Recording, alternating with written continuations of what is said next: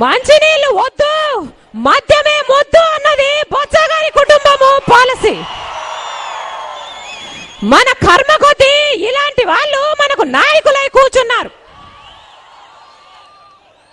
ఈ కాంగ్రెస్ సర్కార్ నిర్లక్ష్యం వల్ల రాష్ట్రంలో ఎక్కడా కరెంటు లేదు. రైతులకి రాజశేఖర రెడ్డి గారు బ్రతికే ఉంటే ఈరోజు 9 గంటలు ఉచిత విద్యుత్ తప్పకుండా ఇచ్చేవారు. కానీ 9 గంటలు కాదు కదా, కనీసం రాజశేఖర రెడ్డి గారు ఇచ్చి చూపించిన 7 గంటలు కాదు కదా, కనీసం 3 గంటలు కూడా ఈ కిరణ్ సర్కారు రైతులకి ఇవ్వలేకపోతోంది. పరిశ్రమలకైతే నెలకు 12 రోజులు పవర్ కట్టే. ఇప్పటికే మన రాష్ట్రంలో వేల కొద్ది పరిశ్రమలు మూతపడిపోయి 20 లక్షల కార్మికులకు పైగా ఉద్యోగాలు కోల్పోయి రోడ్డున పడ్డారు అంటే ఆ పాపము ఈ కాంగ్రెస్ సర్కార్ది కాదా అని అడుగుతున్నాం. ఇక గ్రామాలలో మున్సిపాలిటీలో ఎక్కడ అడిగినా అమ్మా కరెంటు 3 గంటలు 4 గంటలు లేకపోతే మహా అయితే 7 గంటలు ఉంటుంది తల్లి, కరెంటు లేకుండానే వండుకోవాలి, కరెంటు లేకుండానే పండుకోవాలి, ఇలా ఉంది తల్లి మా బ్రతుకొని ప్రతి మహిళ బాధపడుతూనే ఉంది. సమాధానం చెప్పండి ముఖ్యమంత్రి గారు అంటే ఆయన అంటారు కిటికీలు తలుపులు తెరుచుకొని పడుకోండి గాలొస్తుందట. ఇలాంటి వాడు మన కర్మ కొద్దీ ఈరోజు ముఖ్యమంత్రి. లేని కరెంటుకు 3 బిల్లులు ప్రతి ఇంటికి వస్తూనే ఉంది. కరెంటు నిల్లు బిల్లు ఫుల్ అన్నట్టుంది మన రాష్ట్రంలోని ప్రజల పరిస్థితి. ఒక్క కరెంటు ఛార్జీలే కాదు, గ్యాస్ అయితే 305 రూపాయల దగ్గర నుంచి 440 రూపాయలై కూర్చుంది. అది కూడా సబ్సిడీ ఉంటేనే. సబ్సిడీ లేకపోతే ఒక్క గ్యాస్ సిలిండర్ కొనాలంటే ఏకంగా 1000 రూపాయలు పెట్టాలి. ఆర్టీసీ ఛార్జీలు ఇప్పటికి 4 సార్లు పెంచారు. ఎరువుల ధరలు 300 నుంచి 800% పెరిగాయి. రిజిస్ట్రేషన్ ట్యాక్సులు పెరిగాయి, వ్యాట్ ట్యాక్సులు పెరిగాయి.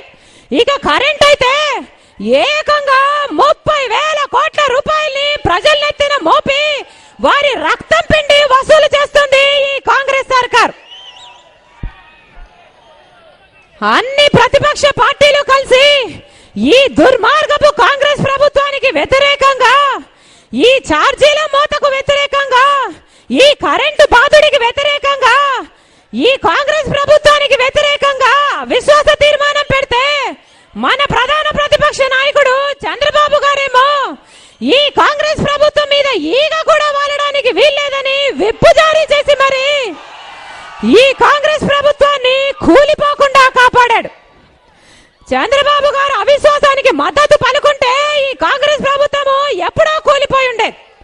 ఈ కాంగ్రెస్ ప్రభుత్వం కూలిపోయి ఉంటే ఈ ఛార్జీల మోత, ఈ కరెంటు బాధుడు ఈ ప్రజల మీద పడేదే కాదు.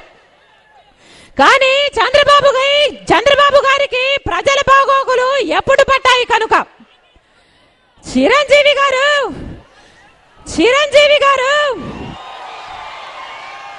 ప్రజారాజ్యం పార్టీకి ఓటేసిన 70 లక్షల మందిని పిచ్చోలను చేసి ఒక్క మంత్రి పదవి కోసము ప్రజారాజ్యం పార్టీని కాంగ్రెస్ పార్టీకి రాసిచ్చేస్తే మన చంద్రబాబు గారేమో తెలుగుదేశం పార్టీకి ఓటేసిన కోట్ల మందిని పిచ్చోలను చేసి ఏ కాంగ్రెస్ పార్టీకి వ్యతిరేకంగా అయితే తెలుగుదేశం పార్టీని స్థాపించారో అదే కాంగ్రెస్ పార్టీని కాపాడాడు. నిజానికి మన అసెంబ్లీలో మొత్తం సంఖ్య 294.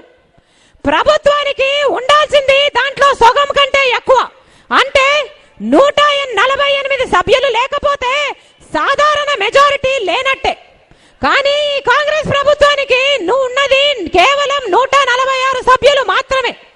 మరి మైనారిటీలో ఉన్న ఈ సర్కారు